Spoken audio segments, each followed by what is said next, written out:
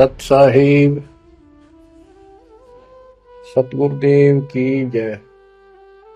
बंदी छोड़ कबीर साहिब जी की जय। बंदी छोड़ गरीबदास जी महाराज जी की जय। स्वामी राम देवानंद जी गुरु महाराज जी की जय हो। सर्व संतों की जय, सर्व भक्तों की जय, धर्मी पुरुषों की जय। श्री काशी धाम की जय, श्री सुडानी धाम की जय, श्री क्रोथा धाम की जय, श्री बरवाड़ा धाम की जय। सत साहिब कबीर दंडवतम गोविंद गुरु, बंदो अभिजन सोए, पहले बहे प्रणाम तेनु, नमो जो आगे हो। कबीर गुरु को की जय दंडवत, कोटि कोटि प्रणाम, कीर्तन जाने भृंग को, यो गुरु कर है आप समान। कबीर सतगुरु के उपदेश का सुनिया एक विचार, जय सतगुरु मिलते नहीं, जाते नरक द्वार। नरक द्वार में दूत सब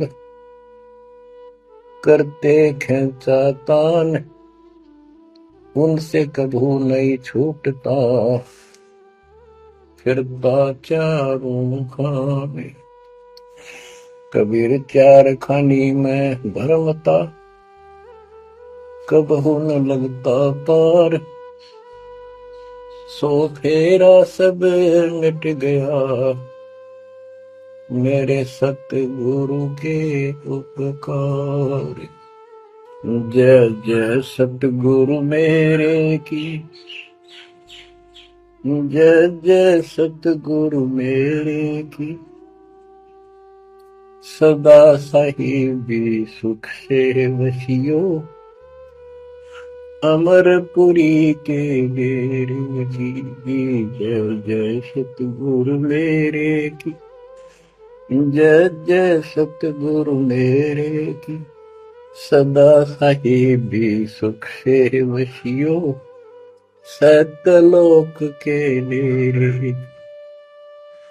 निर्विकार निर्भय तू ही, और सकल वैमान,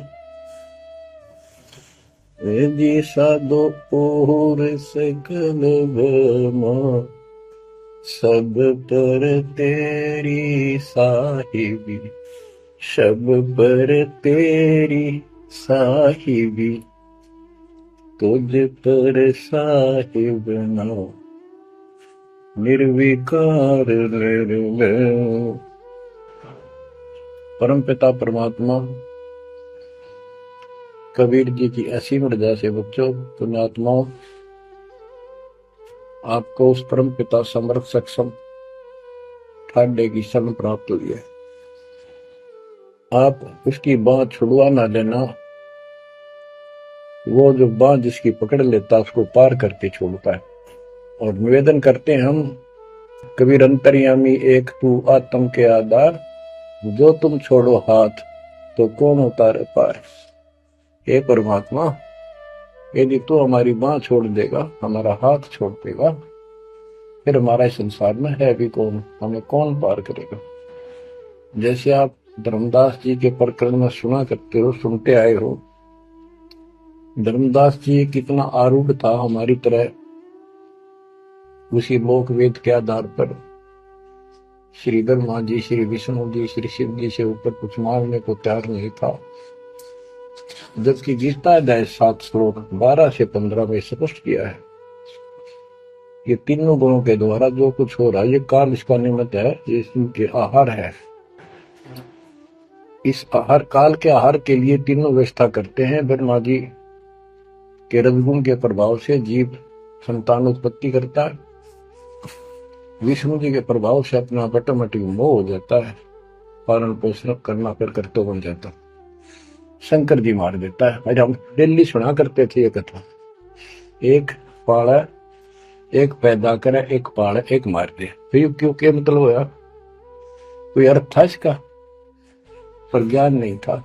आंख मीच के ईश्वर सच्ची मान रहे थे और फाइनल मान रहे, सच्ची तो थी पर इसको भी सोच रहे थे ऐसा ही चलेगा यूं। गीता के 7 श्लोक 15 में स्पष्ट कर दिया है कि त्रिगुण में माया, रजगुण ब्रह्मा, सतगुण विष्णु, तम गुण शंकर की भक्ति तक सीमित जो है दृढ़ हो गए, जिनकी ज्ञान हरा जा चुका, जिनकी बुद्धि पकड़ रखी है, आगे सुनने को तैयार नहीं, वो राक्षस स्वभाव को धारण किए मनुष्यों में नीच दूषित कर्म करने वाले मूर्ख मुझे भी नहीं बचते। ये गीता बोलने वाला काल ब्रह्म कह रहा है। अब बच्चों, जैसे हमारे भक्त जगह जगह प्रचार करने जाते हैं, यही इन तीनों गुणों के पुजारी उनको मारते पीटते हैं, बदतमीजी करते, ये नहीं सुनते कि तेरे भाई बहन है, इनको पढ़ते लो, ये कहना क्या चाहते हैं, तो वो गीता झूठी हो गया। इसी प्रकार धर्मदास जी उस पे आरूढ़ थे और बहुत ज्यादा परमात्मा के साथ तर्क वितर्क किया। जब बात समझ में आई तब अकल ठिकाना आ गई। तो कहते हैं उनका क्या कर ले, तो ये सारा कुछ सुन के भी नहीं मानते, उनका क्या इलाज करे फिर ये परमात्मा? गरीब सतगुरु मिले तो क्या करे, अंदर वाद विवाद, सिरदन डंडा खाते हैं, कोटि मिलो दो साध।